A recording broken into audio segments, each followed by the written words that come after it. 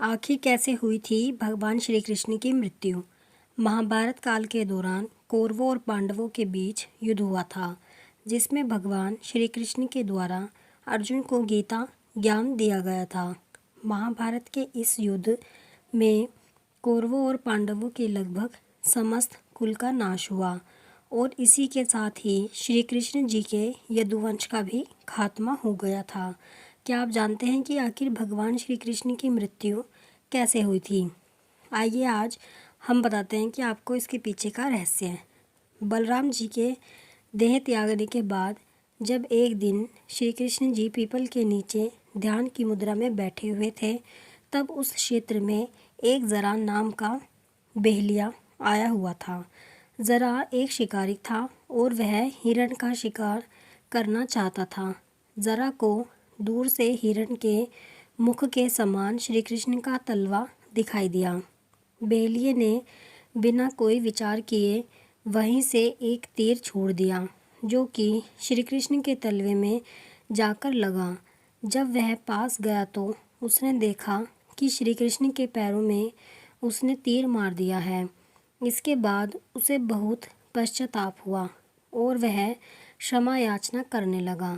तब श्री कृष्ण ने बेहलिए से कहा कि ज़रा तू डर मत, तूने मेरे मन का काम किया है। अब तू मेरी आज्ञा से स्वर्गलोक प्राप्त करेगा। बेहलिए के जाने के बाद वहाँ श्री कृष्ण का सारथी दारुक पहुँच गया।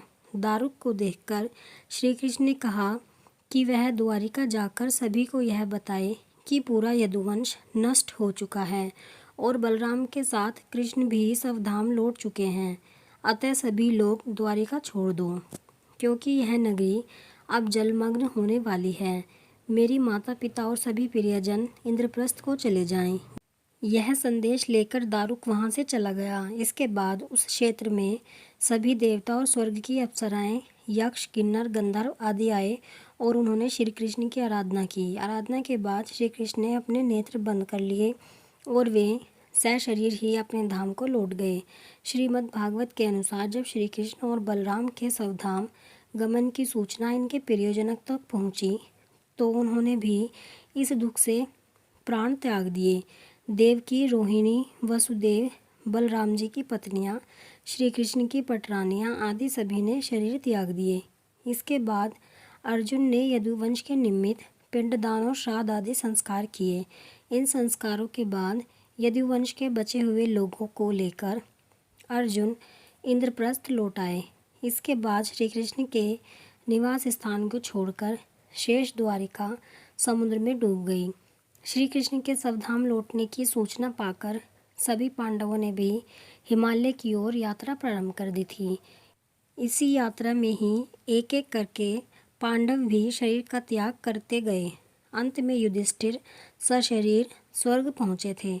आप कमेंट में ज़रूर बताएं कि आपको ये कहानी कैसी लगी है। अगर आपको कहानी पसंद आई है तो वीडियो को लाइक करें, शेयर करें और चैनल को सब्सक्राइब करें ऐसी ही कहानियों के लिए।